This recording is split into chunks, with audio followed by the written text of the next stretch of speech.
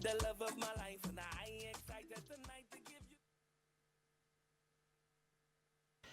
Yeah, so welcome back, and like I said before the break, I have a guest in the building, and he is here to just put us through on the topic of because the topic for today is youth and national development, and he is in person of Lana Promise. Yeah. Welcome. Good And morning. he is the first Lagos State youth ambassador for Lagos State. So nice to have you in the building. Yeah, good morning, and thank you for having me. Yeah, so let's get into it. So let me start with you first. You as a one-time youth ambassador with a very young mind, what was the experience like? Okay, thank you. So in 2017, I had participated in the Bile Youth Academy program of the Lagos State Ministry of Youth and Social Development. At the time, it was created by the ministry to give young people like myself, a platform for expression to learn leadership, citizenship, and volunteerism. So along with about 500 other young people, I guess, selected from different divisions in Lagos. So we're brought together for a period of training, after which, we competed for, the top spot of who would emerge as the Lagos State Ambassador. So I emerged, and following that, I was in office for a year and 6 months, I guess, and in that time, I had opportunity to interface with, officials of the Lagos State government and members of the organized private sector, to advance the cause, the interest, and the needs of young people. So on a personal level, it was an inspiring experience for me, because more than advocating for my own needs as a young person, I was in position to also push for the needs of over 10 million young people, in Lagos at the time. And it gladdens my heart that even as we sit here today in Lagos, the program still exists, and a lot of young people, themselves are beneficiaries even today. All right, so how can the youths contribute to the national development? Okay, so I'm aware that it said that young people account for about 70% of the population in Nigeria. But, I think it's sad that the access this demography, has to economic opportunities stands at 30%. Now, so if we discuss the role of young people in nation building and all of that, I think the place to start is to first see how young people themselves can start to, build first and foremost, acquire skills, capacity development and all of that. So that before they start to think of, joining civic spaces, political spaces, taking their spots at the table where decision making is done, that eventually contributes to national development, they themselves first and foremost are already empowered. Now, beyond human capacity development, again, I think it was reported last year around second quarter that unemployment rate in Nigeria stands at 4.3%. Now, as we sit here, we're already, the local government elections are by the corner. Yeah. And what it means is that only young people who are decently employed, who can earn decent living, are able to make enough money to throw their hats in the ring to want to participate. So I think that first and foremost is important to build, and then, beyond building yourself, you are able to get better positioned to participate. Now, beyond that, I think that for a long time, young people have been seen as mere add-ons. So it's only when we, for lack of a better word, when we get lucky that you find young people finding positions, in the things that matter nationally, even at community level. You find that a lot of decisions are still being made, by those who have been there for 30 years, for 40 years. So I think it's important that young people start to educate themselves, on mainstream matters of the day, and then find their way into political circles and see how to be part of the discussions that eventually turn around to shape their own lives.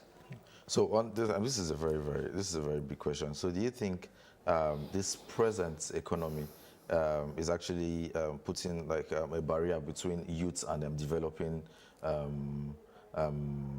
the nation. Yeah. Okay, absolutely, absolutely. You know, without a doubt, I think that we're in an unstable macroeconomic environment. You know, a lot of young people, even those who have degrees, who have some form of qualification to access employment, you know, start their own businesses, still find it very difficult, let alone those who do not have those skills. You know, when you think of programs that support entrepreneurs, you know, to start their business, employ other people, generate direct, indirect jobs, you know, it's hard to think of a lot that are in public domain. Most of what you find are those that are organized by, you know, the organized private sector, you know, ones like maybe the Tony Elumelu Foundation for Entrepreneurs in Africa and all of that. So, coming to participating in national development, like I said, I think studies show that Nigeria runs one of the most expensive elections in the world. That means that for a young person who is just leaving university or any other institution, it's almost impossible for you to be able to afford the fees, you know, or the capital required to participate in elections or things like that, to run for office, basically. So I think that economically, young people are still very disadvantaged by a large margin, and it will take more work on the side of government, you know, and the society in general to create more opportunities for young people. All right. So as a youth now, so to what extent do I now say that yes, I'm ready for national development? Okay, so I think that it begins from the mind. Okay. You know, there are a lot of young people who have qualification, who are able to earn decent living, but they still count themselves out. You know, they tell themselves they are not ready. But then if we go back in time, if we look at history. So at what point will they be ready?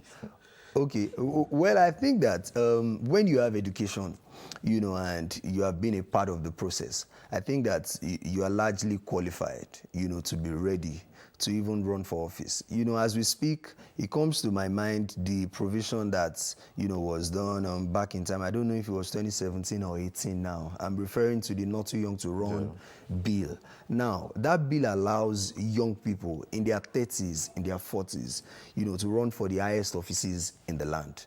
So it means that a 30-year-old who has accessed education, you know, who is serious with life and has the requisite experience in community organizing, in politics and all of that, is eminently qualified to run for office. So again, I say it's a thing of the mind, you know, and the preparation that it requires. So do you think the youths of this generation are being groomed for future purposes, for them to actually now say, yeah, they can actually contribute to moving the nation forward?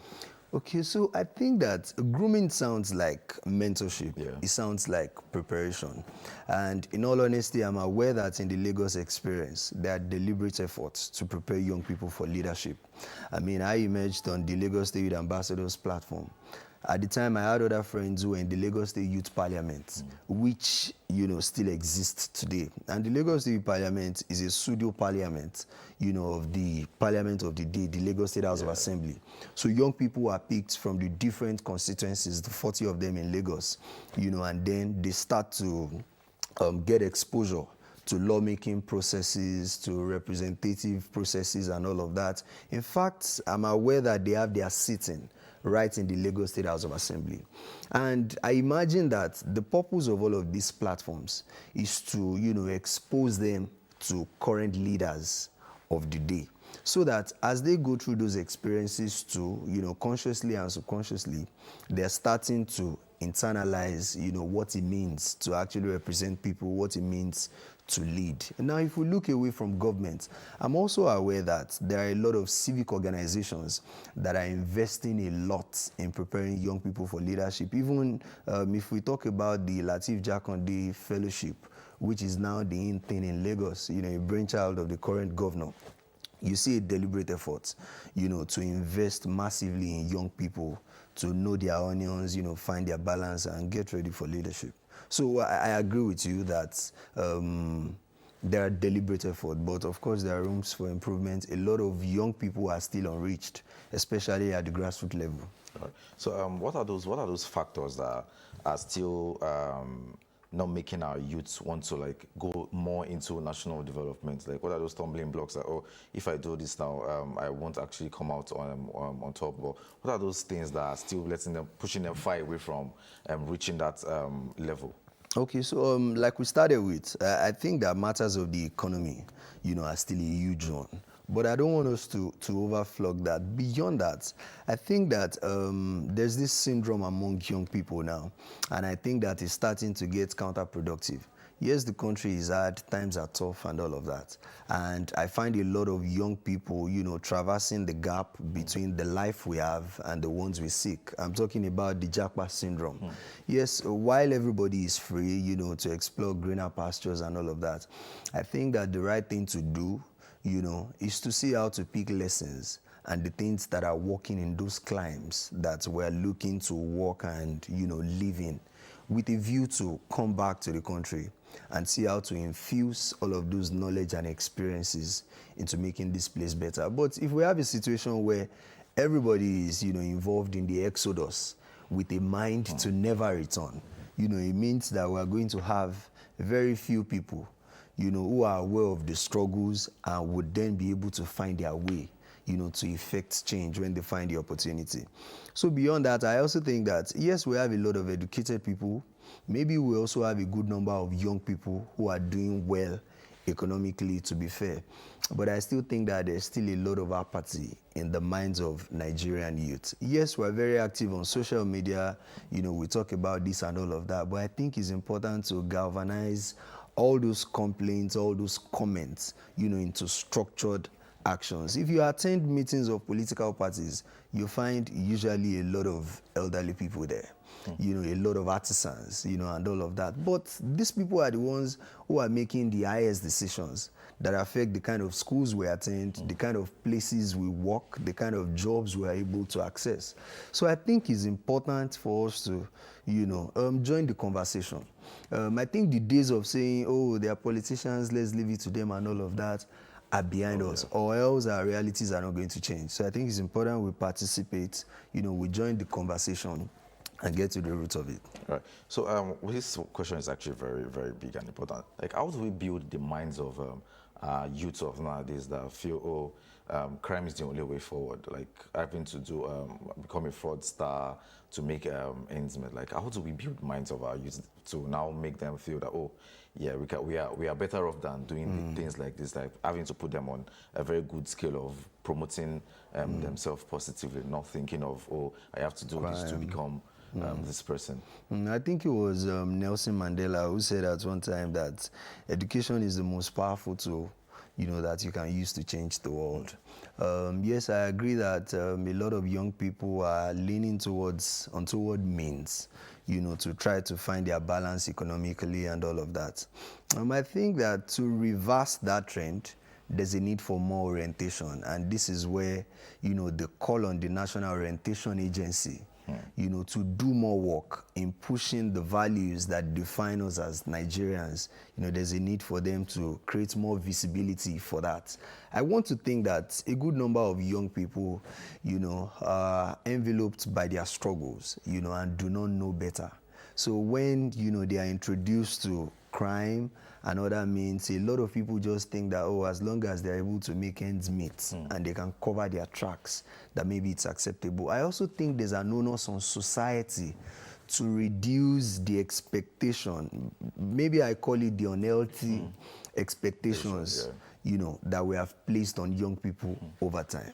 Everywhere you find even some parents, pushing their children, their wards who should be in uni and all of that to start to bring in income and all of that. They're not prioritizing education. They are not prioritizing, delayed gratification. Absolutely. So I think that we need to revisit a value system. Delayed gratification as a concept is gradually, phasing out of our conversation. Everybody wants to make an effort now and reap the benefits now. But that's not how the world works. There's a place for service, there's a place for process. So we need to remind our young people of that and infuse it at different points, in school, in our worship centers, in our community centers, and all of that. So let's not even go to national development. Let's even look at our environment. Let's look at our communities. Do you think these spaces are free and fair for the youths? Okay, well, I think that again, culture is reflective of of people, and the same goes vice versa. People are reflective of their of their culture, and what we see in politics, whether in state or in national, is still a manifestation of the ideals that hold at our community levels. So when you go to community meetings like CDA meetings or CDC meetings, you find that the executives and all the people who make all the decisions there, are elderly ones. And while you can hardly find young people there, the few ones who attend, most times their voices are suppressed, because they are in the minority. And, when it comes to making decisions and voting, they are usually, outnumbered. However, the solution is not to stay farther away, is to, penetrate those circles, in our numbers, so that if the voice of one person is not heard, if the voices of two people are not heard, if we are there in our tens and our hundreds, they will have no choice, than to listen to us. And over time, the situation changes and things get better. So our time is fast spent. So quickly, one last question. Do you think youths can contribute, or do you see youth contributing to the national development anytime soon? Absolutely, absolutely. Again, I remember the words of the UN Secretary General Antonio Guterres. He said that our hopes for the future rely on young people. And if you have a population of which 70% are young people, then it's in plain sight. You see where all the investments should go. You see where all the solutions are going to come from. Innovation, technology, and all of these things are in the hands of young people. So I just think that, it's like a matter of a sleeping giant who needs to wake up. So I believe that as long as young people are ready, as long as the government of the day is ready, there's no reason why young people, do not have the solutions and cannot manifest it. So my answer to that is spot on. Yes, I agree. Young people have a crucial role in national development. So let me just ask you this very question. Do you think Nigerian youths are lazy? No. Okay. No. I beg to differ. And I think that the president who made the statement at the time has since apologized, because nothing could be farther from the truth. You only need to get out, on the streets of Lagos on a typical working day and see the sheer amount of hard work and dedication that young people, show in trying to make ends meet. I think what is lacking is that as young people are making these efforts on one hand, government and other decision makers are maybe not doing quite enough. They're not being encouraged. Yes, are not being encouraged, are not supportive enough to amplify the efforts of these young people. So I think that, it's a comment in the wrong direction to say that young people are lazy, especially Nigerian youths. No. And that's why if you look at Nigerian youths who are outside the country, they're the ones who are leading in the foreign institutions. They're the ones who are doing brilliantly in all the blue chip companies and all of that. So Nigerian youths are not lazy, let's be clear. All right, thanks for your thought and points today. Obviously, we'd like to have you on the show next time. Pleasure. And, thanks for coming. Thank you for having me. And just like my guest said, we need government to actually encourage us, like put us through on how to bring ourselves to wanting to contribute to the society and development. Yeah. So with that, you can actually just tell yourself that, oh, you need to learn this, you need to learn. At least just have the belief that, yeah, I can actually do these things for the culture. And like you said, Nigerian youths are not lazy. So I'll see you next weekend. I am Kennedy at the dial. Bye-bye.